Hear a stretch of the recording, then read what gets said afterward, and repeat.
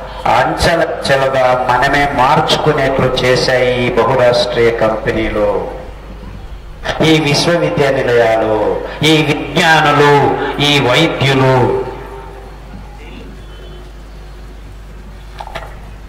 ఎవరు వీళ్ళంతా చెప్పాను కదా, ముందే చెప్పేశాను. ఈ విషవర్తనం అంతా పన్నాగంలో నడుస్తుంది. అంటే మనం చేయాల్సింది ఇంతే. ఈ పదార్థాలని మనం సారా సగటుగా, ఇవి నిజమైన ఆహారం కాదు. పాలు మన ఆహారం కాదు, బియ్యం మన ఆహారం కాదు, గోధుమలు మన ఆహారం కాదు. ఎందుకంటే వీళ్ళు నీళ్లను సాగుబడి చేసి 9,000 లీటర్లు నీళ్లు కట్టితే ఈ బియ్యం పెరుగుతాయి 1 కేజీ. దానికి రసాయనిక ఎరువులు, క్రిమి కీట కలుపు నాశక మందులు వేసి 1950లో మొత్తం ప్రపంచంలో వాడిన ఎరువులు 5,000 టన్నులు. ఇప్పుడు 5 లక్షల టన్నులకు ఎక్కువైపోయింది. ఆ మందులన్నీ ఎక్కడ పోతున్నాయి? వాతావరణంలో, పర్యావరణంలో మిగులు. ఆ మిగులు మళ్ళీ మీ నోట్లోకి వస్తుంది, ఆహారం మూలకంగా, నీటి మూలకంగా, నూనెల మూలకంగా అని ఎవ్వరూ చెప్పట్లేదు. ఈ కెమికల్స్ మీ దేహంలో నాట్యం చేసి రోగాన్ని తాండవ రూపంలో ఉత్పాదన చేస్తున్నాయని విజ్ఞానులు చెప్పేందుకు ముందుకు రావట్లేదు. కొంతమంది గమనించి మేము ప్రకృతి పరంగా సహజ సిద్ధంగా పెంచుతామని బియ్యం పెంచారు, చెరుకు ఆ బియ్యం తింటే రోగాలు బాగా కాలేదు, ఆ చెరుకు తింటే భోగాలు బాగా కావట్లేదు, ఆ చక్కెర తిన్నా, ఆ బెల్లం తిన్నా ఈ రోగాలు, భయంకరమైన రోగాలు బాగా కాలేదు. ఎందుకంటే ఈ వరి బియ్యం తత్వం అది, ఈ పాల తత్వం అది, ఈ చక్కెర తత్వం అది. ఇది రోగ కారకాలు ఇవి. అది ప్రకృతిలో సహజంగా పెంచినా లేకపోతే ఇవి ప్రకృతిలో సహజంగా పెరిగే పదార్థాలు కాదు. వరి బియ్యం పూర్వం కూడా ఉండేవి. ఎక్కడ పెరిగేవి? ఎక్కడో చెరువు కింద నీళ్లున్న చోట ఎకరంలో 1 క్వింటల్ 2 క్వింటల్ పెరిగేది. సర్వసామాన్యంగా మొత్తం ప్రపంచమంతా బయలుసీమల్లో, కొండ చర్యల్లో ఎక్కడ చూసినా అవంతకమే పెరిగే ధాన్యాలు ఈ చిరుధాన్యాలు, తృణధాన్యాలని పేరు పెట్టుకొని మీరు గమనించారు. అరికలు, సామెలు, ఊదులు, కొర్ర, రాగులు, జొన్నలు, సజ్జలు, వరిగలు, మొక్కజొన్నలు. ఈ ధాన్యాన్ని అంచెలుగా దూరం చేసి కృతకంగా సాగుబడి కోసం పెద్ద ఆనకట్టలు కట్టి నీళ్లను నిలిపించేసి, నీళ్లను పారకుండా చేసి, మిషన్లతో, ఇంజనీరింగ్ డిపార్ట్మెంట్లతో సాగుబడి నీళ్లను మొత్తం ఎంత చేసినా 16% కంటే ఎక్కువ సాగుబడి నీళ్లను కట్టలేము ప్రపంచంలో. ఈ మందులు, ఈ క్రిమి కీట కలుపు నాశక పదార్థాన్ని యథేచ్ఛగా గడిచిన 50 సంవత్సరాల్లో మానవ జాతి ఆహారాన్ని విషంగా తయారు చేసి పిల్లల నోట్లలో, మన నోట్లలో వేసుకుండటం వల్ల ఈ రోగాలు వస్తున్నాయి. ఇంతకంటే ఇంకేమీ లేదు.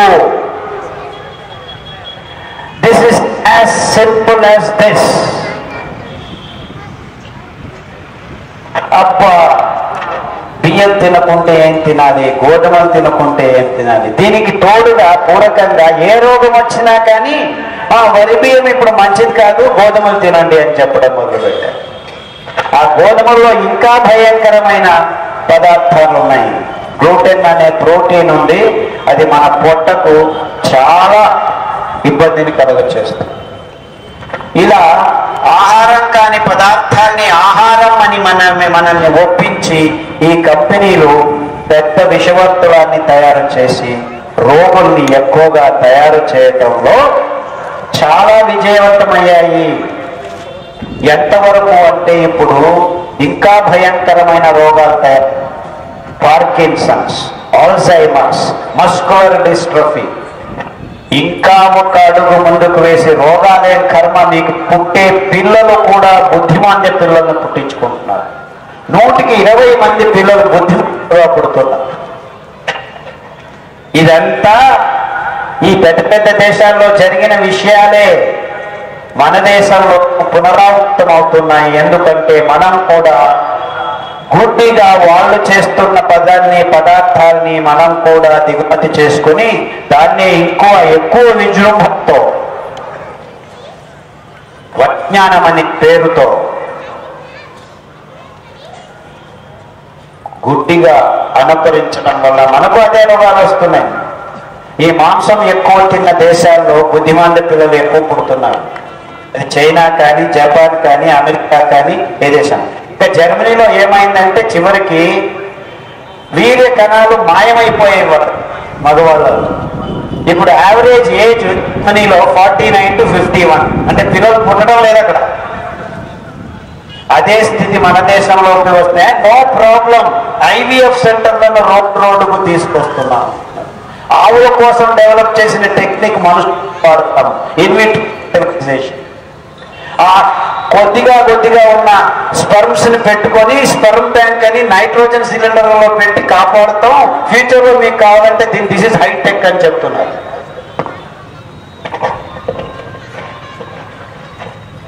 అది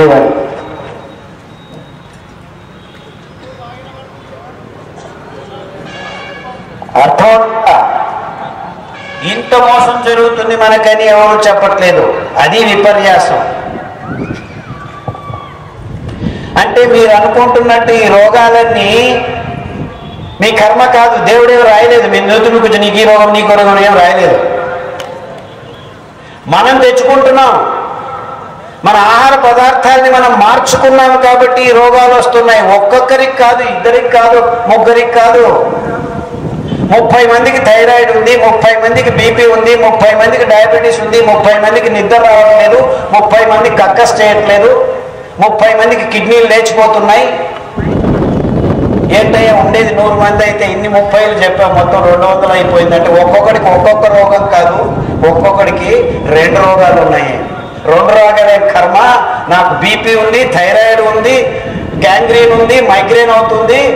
ఒక్కొక్క దానికి 2 టాబ్లెట్లు, మొత్తం 8 టాబ్లెట్లు, 1, 2, 3, మార్నింగ్ 1, ఈవినింగ్ 1, నైట్ 1 అని ఫైల్స్ పట్టుకొని ఒక డాక్టర్ ఇంకోటి తిరుగుతున్నారు ప్రజలు. ఇది మానవ జాతి సాధించిన ప్రగతి.